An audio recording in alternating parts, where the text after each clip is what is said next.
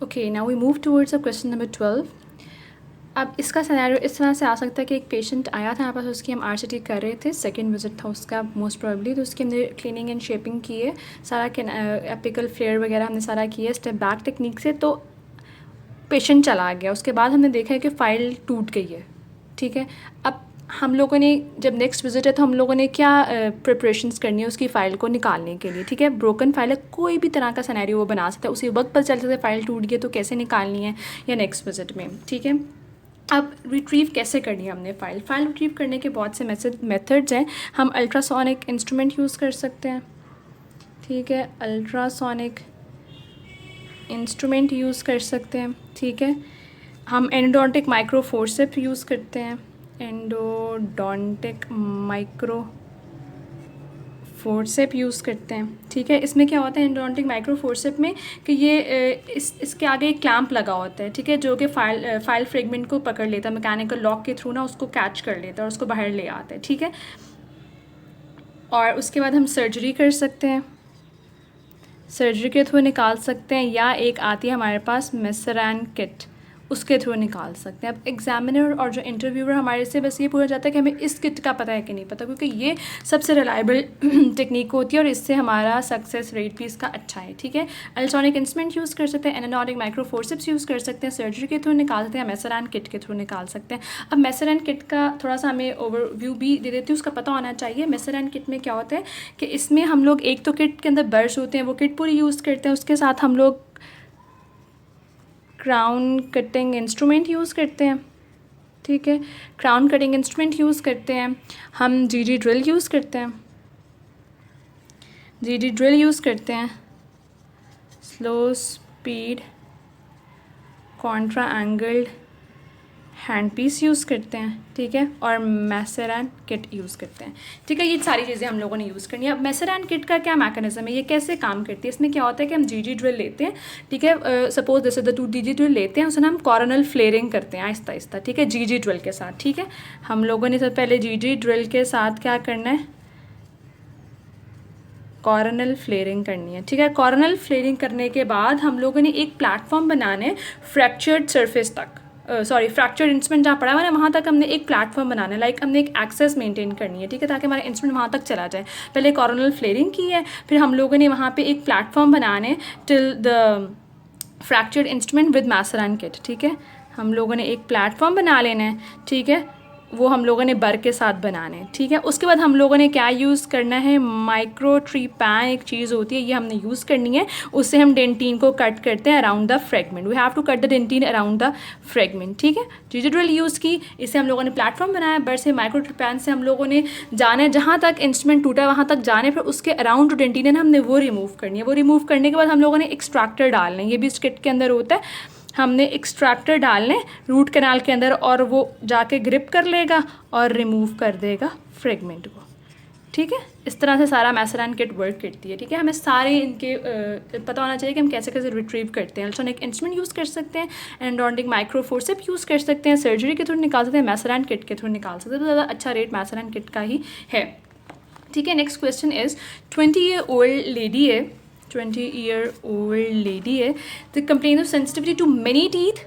frail and underweight, sensitivity to many teeth, right, frail है, underweight है, there is an extensive wear, जब clinically देखते हैं तो बहुत से दांतों के ऊपर से ना एरोजन हुई हुई होती है, बहुत से दांत ख़राब हुए हुए होते हैं। तो अब हम लोगों ने क्या करना है कि क्या मसला उस बच्ची को, अब हम लोगों ने पहले सिम्टम्स को क्लियरली देखना। उन्होंने कहा है कि सेंसिटिविटी है बहुत से दांतों को, 20 ईयर की यंग लड़की है, ठीक है, और अंडरवेट भी है वो, ठीक है। अब ज़रूरी नहीं है कि हर केस में यही हो कि कोई सेंसिटिविटी है कोई, अब उन्होंने क्लियर हमें ऑप्शंस दिए हुए हैं, एक्सटेंसिव वे जो एरोडेड टूथ सरफेस, इसका सिंपली ये जा रहा है कि कोई उस बच्चे को स्टमक का कोई इशू है, ठीक है, ईटिंग डिसऑर्डर हो सकता है या स्टमक इशू हो सकता है, ठीक है, तो एनोरेक्सिया भी हो सकता है या बुलीमिया भी हो सकता है, ठीक है। ईटिंग डिसऑर्डर हम लोगों ने कहना है, माइट भी कोई ईटिंग डिसऑर्डर हो सकता है, ठीक है, anorexia and bulimia nervosa. Treatment depend करता है हमारे पास एरोजन के ऊपर, ट्रीटमेंट डिपेंड करता है। हम लोग पार्शियल विनेयर जैसे हम ऑलरेडी डिस्कस कर चुके हैं कि कैसे हम लोगों ने डिस्करेशन को ट्रीट करना है, तो ये समहा उसी तरह का है। पार्शियल विनेयर लगाने, हम लोग फ्लोराइड बच्ची को सप्लीमेंट्स देने हैं और ओरल हाइजीन मेंटेन करने के, और हमने उसका जो मसला ज़्यादा वो उसको भी ट्रीट करने के, कि अपने डॉक्टर को जाके दिखाएं, जनरल फिजिशियन को, ठीक है। अब इस सिनेरियो के थ्रू हमें पूछना चाह रहे हैं कि हमें रिलेट करना आता है कि नहीं। अब जैसे ये चीज़ है, उन्हें स्टमक इशू को रिलेट किया हुआ है हमारे डेंटिस्ट्री के साथ कि स्टमक इशू है तो उसको हम कैसे ट्रीट करेंगे। हमने खाली ये नहीं कहना कि बस डॉक्टर के पास जाए, हम उसको कहना है ये ट्रीट करवा लें और साथ हम उसके दांतों का मसला भी ठीक कर देंगे। ठीक है, this is how we have to proceed. Okay, now the following question is what are the canal preparation techniques. Interviewer हम पूछ सकते हैं कि हम लोग जब पेशेंट आया उसकी आरसीटी कर रहे हैं तो कौन कौन टेक्निक्स हैं आपके पास और कौन से आप मोस्ट कॉमनली यूज़ करते हैं, सब पता होना चाहिए। ठीक है, स्टेप बैक तो हम मोस्ट कॉमनली यूज़ करते हैं। स्टेप बैक में क्या होता है कि हमारे पास एक मास्टर एपिकल फाइल हम सिलेक्ट कर लेते हैं, उसके बाद रिकैपिचुलेशन करते हैं। और मास्टर एपिकल फाइल अगर सपोज हमारे पास है 30 की मास्टर एपिकल फाइल है, वो पूछेगा मास्टर एपिकल फाइल क्या होती है। मास्टर एपिकल फाइल वो होती है the first file that snugly fits in and there is a tug back, right, ये आपको पता होना चाहिए। उसके बाद रिकैपिचुलेशन हम करते हैं। रिकैपिचुलेशन क्या होता है कि हम अगर हम लोगों ने सपोज हमारी मास्टर एपिकल फाइल है हमारे पास आती है 30 की, ठीक है, तो हम वो स्नगली फिट हो जाती है। ठीक है, अब हम लोगों ने उससे एक 1 mm ऊपर जाना होता है स्टेप बैक में। ठीक है, और फाइल का नंबर इंक्रीज़ करते जाना होता है और 1 mm डिक्रीज़ करते जाना होता है। सपोज़ 30 की फाइल है, यहाँ से हमने शुरू किया, हम जाएंगे 35 की फाइल पे। ठीक है, और यहाँ हमारी कैनाल की जो लेंथ है वो 35 थी, राइट। अब हम 34 mm पे जाएंगे, फिर हम चले जाएंगे 40 पे, यहाँ हम चले जाएंगे 33 mm, फिर हम 45 फाइल की लेंथ की फाइल ले लेंगे, हम 31 mm कर देंगे उसकी। ऐसे ऐसे हम लोग कैनाल के ऊपर मूव करना है कॉर्नल उसमें प्रिपरेशन में। और यहाँ पे दरमियान में यहाँ पे भी हम लोग इन दोनों के हम लोगों ने सेलाइन से लाजमी इंडिकेट करना है, वो तो हमें बात पता होना चाहिए। और रिकैपिचुलेशन के लिए हम लोगों ने जो मास्टर एपिकल फाइल है हमारे 30 की यहाँ पहले यूज़ करनी है, फिर यहाँ पे फिर हम 30 की यूज़ करनी है और यहाँ पे हम फिर 30 की हमने बार बार यूज़ करते हैं ताकि हमारी जो है ना लेंथ वो उतनी ही रहे, कोई मसला ना आ जाए। ठीक है, कोई अंदर एमिनेंट्स ना रह जाए या डेंटिन के चिप्स ना फंस जाएं, हमने अपनी पूरी लेंथ बार बार मेजर करते रहना है। ठीक है, ये हमारे पास रिकैपिचुलेशन होती है और मास्टर एपिकल फाइल का पता होना चाहिए। स्टेप बैक टेक्निक होती है हमारे पास और ये मोस्टली हम यूज़ करते हैं। ठीक है, वो आपको कहीं भी पकड़ सकते हैं ड्यूरिंग आपके आंसर देते वक्त। उसका हमारे पास होती है बैलेंस्ड फोर्स टेक्निक। ठीक है, बैलेंस फोर्स टेक्निक होती है हमारे पास सर्कमफेरेंशियल फाइलिंग होती है, सर्कमफ्रेंशियल फाइलिंग होती है, और हमारे पास स्टेप डाउन टेक्निक होती है। ठीक है, और हमारे पास क्राउन डाउन टेक्निक होती है। मोस्टली हम ये स्टेप बैक यूज़ करते हैं। ठीक है, उसके बाद आ जाते हैं हमारे पास स्टरलाइजेशन टेक्निक्स। कौन कौन से स्टरलाइजेशन टेक्निक्स हैं हमारे पास, किस किस तरीके से हम स्टरलाइजेशन कर सकते हैं। सबसे पहले हमें टेम्परेचर पता होना चाहिए, 121 degree centigrade for 15 minutes, right, and 134 degree centigrade for 3 minutes. ठीक है, और स्टरलाइजेशन टेक्निक्स में पास आ जाता है, हम हीट स्टरलाइजेशन करते हैं। ठीक है, हम केमिकल स्टरलाइजेशन करते हैं, हम रेडिएशंस के थ्रू यूवी रेडिएशन के थ्रू स्टरलाइजेशन करते हैं। ठीक है, और क्लोराइड डाइऑक्साइड गैस भी यूज़ करते हैं, क्लोराइड डाइऑक्साइड गैस भी यूज़ करते हैं स्टरलाइजेशन के लिए। Now question number 16 is how autoclave work, किस प्रिंसिपल पे ऑटोक्लेव काम करता है। ठीक है, अब क्या प्रिंसिपल है इसमें, ये होता है कि हम वाटर का या स्टीम का प्रेशर इंक्रीज़ कर देते हैं, वो अपने बॉइलिंग पॉइंट से जब इंक्रीज़ हो जाता है तो उस स्टीम के अंदर जो हमारे मटेरियल्स हैं वो ऑटोक्लेव हो जाते हैं। ठीक है, moist heat sterilisation, it based on the principle of moist heat sterilisation, right, steam under pressure is used to sterilize the instrument for sterilization, right. Now if there is increased pressure led to increased boiling point of water, right, that increased boiling point by increasing boiling point we achieve increased temperature that is used for sterilization. Now comes the question कि कौन कौन सी जो हैं micro organisms हम किल कर सकते हैं इसमें by autoclave method. Viruses, we can kill और inactivate bacteria and fungi and spores, all form of spores, right, but we cannot kill or inactivate prions क्योंकि इनकी जो है ना वो रेजिस्टेंस वेरी करती है। ठीक है, इसलिए हम इसको नहीं कर सकते, हम प्लास्टिक की चीज़ों को भी नहीं ऑटोक्लेव कर सकते। ठीक है, ये इतनी सारी बातें हमें पता होना चाहिए। ठीक है, this is all for autoclave. हाँ, autoclave works moist heat sterilization के प्रिंसिपल पे काम करती है। मॉइस्ट हीट स्टरलाइजेशन में स्टीम को डालते हैं एंड द प्रेशर जब बॉइलिंग पॉइंट इंक्रीज़ हो जाता है, उस इंक्रीज बॉइलिंग पॉइंट टेम्परेचर को हम यूज़ करते हैं इंस्ट्रूमेंट को स्टरलाइज करने के लिए। वायरस, बैक्टीरिया, फंजाई, स्पोर्स सब के लिए हो जाते हैं, बस प्रायॉन्स नहीं होते क्योंकि उनकी रेजिस्टेंस वेरी करती है। और प्लास्टिक इंस्ट्रूमेंट्स नहीं हम डालते क्योंकि उस का कोई फ़ायदा नहीं, कोई एक्शन नहीं होता वो प्लास्टिक्स के ऊपर। ठीक है, नाउ क्वेश्चन नंबर 17 इज़, ये ऐसे हमारे से पूछा जाता है कि एक पेशेंट आया है, उसने अपनी एक्सट्रैक्शन करवानी है। ठीक है, वो एंटीकोएगुलेंट्स ले रहा है, that might be heparin, that might be warfarin. तो हम उससे पहले कौन से टेस्ट हमारे लाजमी कराने हैं? ठीक है, कौन सा ब्लड मॉनिटरिंग टेस्ट कराएंगे हम लोगों ने? पहले तो मैं आपको डिफरेंस बता देती हूँ हेपरिन का और वारफरिन का, राइट। और नई गाइडलाइन ये है कि पहले तो ये होता था कि अगर एक्सट्रैक्शन या कोई भी पेशेंट ट्रीटमेंट कराएं तो उससे पहले हम इसको हेपरिन वारफरिन को स्टॉप करवा देते, पर अब न्यू गाइडलाइंस के अकॉर्डिंग हमने इनको स्टॉप नहीं करवाना, पेशेंट लेता रहेगा ये चीज़ें। ठीक है, बस अपने फिजिशियन से लिखवा के ले आए कि अभी उसकी कंडीशन ठीक है, मैं करवा सकता हूँ ये, बस हमने स्टॉप नहीं कराना होता। ठीक है, अब हेपरिन में हम लोग क्या मॉनिटर करते हैं? हम लोगों ने प्रोथ्रोम्बिन टाइम देखना होता है। ठीक है, वाइल इन वारफरिन हम लोगों ने प्रोथ्रोम्बिन टाइम इन INR देखना होता है। प्रोथ्रोम्बिन टाइम और नहीं यार ये नहीं होता। अच्छा, अब 17 क्वेश्चन की तरफ मूव करते हैं। इसमें ये है कि ऐसा सिनेरियो बन सकता है कि एक पेशेंट आया हमारे पास, वो एंटीकोएगुलेंट्स पे है। ठीक है, और उसने अपनी एक्सट्रैक्शन करवानी है, तो हम कौन सा टेस्ट करवाएंगे? इसमें कौन से इंपॉर्टेंट टेस्ट जो हम लाजमी कराते हैं इन पेशेंट्स में? ठीक है, ब्लीडिंग टाइम वगैरह को देखने के लिए। अब देखना है हमने हेपरिन और वारफरिन ने पहले ये गाइडलाइन थी कि हम लोग जब पेशेंट आता था एक्सट्रैक्शन के लिए या किसी और सर्जरी के लिए तो हम इन ड्रग्स को स्टॉप करा देते थे, लेकिन अब न्यू गाइडलाइन के अकॉर्डिंग इनको नहीं रोकते हैं। पेशेंट से कहते हैं कि लेते रहें आप इनको। ठीक है, पहले हम इनकी देख लेते हैं हेपरिन और वारफरिन की थोड़ी सी चीज़ें। हेपरिन में ये होता है कि हम पेशेंट से कहते हैं प्रोथ्रोम्बिन टाइम मॉनिटर करते हैं का टेस्ट कराएं और इसमें INR देखते हैं हम। ठीक है, ये टेस्ट हम लाजमी कराते हैं। ठीक है, और इसका जो हेपरिन का एक्शन होता है ना वो ब्लड पे होता है। ठीक है, और जो वारफरिन का एक्शन होता है वो लिवर पे होता है। ठीक है, और जो हेपरिन का एक्शन होता है वो विद इन आवर्स अपना अफेक्ट करते हैं और ये विद इन डेज लेता है ये। ठीक है, इसका एक्शन जल्दी हो जाता है। इसका एजेंट ऑफ रिवर्सल, हेपरिन का एजेंट ऑफ रिवर्सल है प्रोटामीन सल्फेट, प्रोटामीन सल्फेट। ठीक है, और जो वारफरिन का है वो विटामिन K है या फ्रेश फ्रोज़न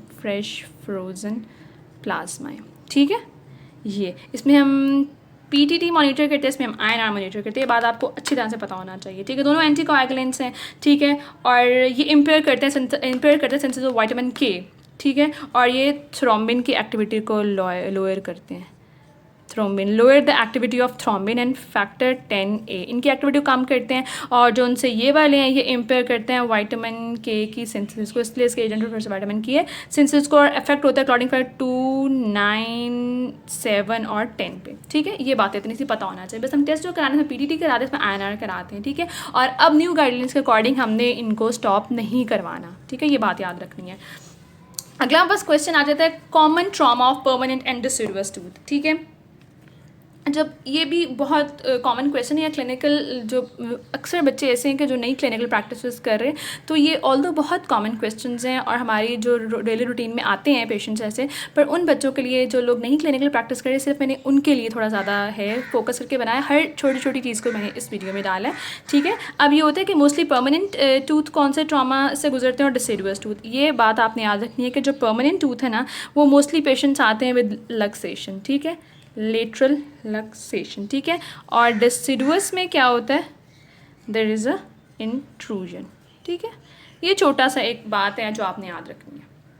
तो मूव करते हैं इस क्वेश्चन के तरफ, हाउ टू डू हॉरिजॉन्टल हम क्वेश्चन नंबर 9 की तरफ मूव करते हैं। इसमें ये है कि when to do horizontal vertical bitewing. अब इसका सिनेरियो इस तरह से आ सकता है कि एक पेशेंट आया हमारे पास। ठीक है, हमने उसकी पॉकेटिंग देखनी है और इंटरप्रॉक्सिमल बोन देखनी है, तो हम कौन सा टेस्ट करेंगे, कौन सा एक्सरे करेंगे? इंटरप्रॉक्सिमल बोन देखने के लिए। ठीक है, हम लोग जो हॉरिजॉन्टल बाइटविंग होता है ना, हॉरिजॉन्टल बाइटविंग, उससे हम क्या करते हैं? इंटरप्रॉक्सिमल बोन का एनालिसिस करते हैं। इंटरप्रॉक्सिमल बोन बहुत अच्छी उससे हमें नज़र आ जाती है। ठीक है, तो आपने ये बात याद रखनी है, जब हमने इंटरप्रॉक्सिमल बोन देखे तो हम हॉरिजॉन्टल बाइटविंग करेंगे। ठीक है, इससे माइनर डिग्री बोन लॉस भी नज़र आ जाता है, इससे हम बहुत बोन लॉस भी देखते हैं पर बहुत माइनर होता है। ठीक है। इतना ज़्यादा बोनस हो तो इसलिए इतना अच्छा नहीं दिखाता वो, ठीक है। और पॉकेटिंग अगर लेस देन 5 mm हो तो वो भी इसमें से नज़र आ जाती है। या हमने कैलकुलस डिटेक्ट करना हो, कैलकुलस डिटेक्ट करने के लिए हम ये कर लेते हैं, ठीक है। This is for the horizontal. अब वर्टिकल बाइट विंग कब कब करना है, ठीक है। वर्टिकल बाइट विंग करते हैं मोस्टली हम लोग अगर हमारी जो पॉकेटिंग है 5 mm ज़्यादा हो, ठीक है। ये बात आप याद रखनी है कि हॉरिजॉन्टल बाइट विंग हमेशा इंटरप्रॉक्सिमल बोन को देखने के लिए हम करते हैं, और इसे बोन लॉस भी नजर आ जाता है, कैलकुलस डिटेक्ट करने के लिए भी कर लेते हैं। पर जो वर्टिकल बाइट विंग होता है वो ग्रेटर देन 5 mm पॉकेटिंग हो तो उसके लिए बहुत अच्छा टेस्ट है, ठीक हो गया। अब आगे ये भी बहुत कॉमन क्वेश्चन है, best test for apical abscess. अब उसने सिनेरियो दिया है कि एपिकल एब्सेस है तो हम कैसे करेंगे आइडेंटिफाई या डायग्नोज क्लिनिकली। तो हम सिंपली कहना है आपने, हम परकशन करेंगे, बहुत पॉजिटिव रिजल्ट आता है परकशन का, ठीक है। क्योंकि जैसे हम देखें कि रिवर्सिबल पल्पाइटिस में क्या परकशन करते हैं ना तो कोई इतना ख़ास रिजल्ट नहीं आता, हम नहीं पता चलता कि कौन सा, कभी पेशेंट कंफ्यूज हो जाता है क्योंकि उसमें एक दांत लोकेट ही नहीं कर पा रहा तो पेन कहाँ पे होती है, इतनी उसकी तेज़ पेन होती है एट टाइम्स, ठीक है। जबकि एपिकल एब्सेस में परकशन पे पॉजिटिव रिजल्ट आ जाता है, ठीक है। नेक्स्ट 21 क्वेश्चन है इम्प्लांट के बारे में। अब ये है कि इस तरह से आ सकता है, हमें ना इम्प्लांट का पता होना चाहिए। जब इम्प्लांट प्लेस कर रहे हैं ना तो डिस्टेंस वगैरह का पता होना चाहिए, थोड़ा सा एक कॉमनली आस्क्ड क्वेश्चन है। बाकी रिज वगैरह का भी देखना होता है, वो फिर थोड़ा हो जाता है क्रिटिकल, उसमें चला जाता है। पर इम्प्लांट, अब पेशेंट ऐसे हो सकता है कि पेशेंट आया, उसको ऑलरेडी एक इम्प्लांट लगा, वो एक और इम्प्लांट लगवाने आए, तो हम कैसे डिस्टेंसेस वगैरह का देखेंगे। तो ये बात याद रखनी है, नेचुरल टूथ और ये इम्प्लांट, ठीक है, इनके दरमियान जो डिस्टेंस है 1.5 mm का होना चाहिए, ठीक है। और ये इम्प्लांट और इम्प्लांट के दरमियान जो डिस्टेंस है, ठीक है, वो 3 mm का होना चाहिए, ठीक है। ये हमने पहले बात देख लेनी है। उसके बाद हम लोगों ने चले जाना है कि मेंटल फोरामेन वगैरह, हम मैक्सिलर और मैंडिबल दोनों की बात करें, ठीक है। मेंटल फोरामेन से कितना डिस्टेंस होना चाहिए उसका, ठीक है, वो है 5 mm interior to mental foramen होना चाहिए, ठीक है। और मैंडिबुलर कैनाल से क्या सीन होना चाहिए, mandibular canal superior 2 mm superior होना चाहिए, ठीक है। फिर आ जाता है फ्लोर ऑफ माउथ या नेजल साइनस, ठीक है, फ्लोर ऑफ माउथ या नेजल साइनस, इससे क्या होना चाहिए, it is should be inferior 1 mm inferior होना चाहिए, ठीक है। ये वैसे तो इम्प्लांट की बहुत से क्वेश्चन आ सकते हैं, बट एक बेसिक क्वेश्चन है जो अक्सर पूछ लेते हैं कि इम्प्लांट और इम्प्लांट में कितना डिस्टेंस होना चाहिए, और नेचुरल टूथ और इम्प्लांट में कितना डिस्टेंस होना चाहिए, और मेंटल फोरामेन से क्या उसका रिलेशन, कितने दूर होना चाहिए, इंटीरियर सुपीरियर क्या होना चाहिए, आपको इतनी बातें पता होना चाहिए, ठीक है। उसके बाद मूव करते थे 22 एल्वेलर ऑस्टियाइटिस की तरफ, ठीक है। एल्वेलर ऑस्टियाइटिस को हम ड्राई सॉकेट भी कहते हैं, ठीक है। अब इस तरह से सिनेरियो दे सकता है हमारे पास इंटरव्यूअर, एक पेशेंट है, उसका हमने दांत एक्सट्रैक्ट किया है, 15 दिन के बाद दोबारा आ गया हमारे ओपीडी में, बहुत ज़्यादा पेन है उसको उसी साइड पे जहाँ से हम दांत एक्सट्रैक्ट किया, ठीक है। अभी हम क्लिनिकली देखते हैं तो वो जहाँ से हमने एक्सट्रैक्शन की थी वो जगह बहुत ख़राब हुई हुई होती है, सूखा हुआ होता है सब कुछ, ठीक है, और हमें बोन तक नज़र आ रही होती है, ठीक है। तो सिंपली हमने कहना है कि ड्राई सॉकेट का पेशेंट है, अब कैसे उसको हमने ट्रीट करना है, ठीक है। सबसे पहले हमने उसको सेलाइन की वॉश करनी है, ठीक है, इरिगेशन करनी है उस जगह की अच्छी सी, ठीक है। और हमने क्या करवाना है, प्रोब लेके ना जब उस जगह को साफ़ कर रहे होते इरिगेट, तो हल्की सी फ्रेश ब्लीडिंग करवा देनी है ताकि क्लॉट दोबारा से बन जाए आसानी से, ठीक है। एक्चुअली में उसका क्लॉट डिसलॉज हुआ होता है, तभी ये हालत हुई हुई होती है, ठीक है। हम लोगों ने एल्वियो जेल प्लेस कर दिया, एल्वियो जेल प्लेस कर देनी है, टॉपिकल मेट्रोनाइडाजोल, ठीक है। और हम लोगों ने क्लोरहेक्सीडीन उसको वॉश कर देना, ठीक है। उसको हमने कहना ओरल हाइजीन मेंटेन करें, ठीक है, और कोशिश करें कि उस साइड से ना खाए और रेगुलरली 4 से 5 दिन तक आता रहे ताकि हम उसको एल्वियो जेल प्लेस करते रहें, ठीक है। याद रखने alveolar osteitis is another name for dry socket. At times हम कंफ्यूज हो जाते हैं कि क्या चीज़ है, ये ड्राई सॉकेट का ही एक नाम है, ठीक है। अगर इस वीडियो से कुछ भी समझ आया तो काइंडली प्लीज़ सब्सक्राइब कर दें and do give your feedback. Thank you.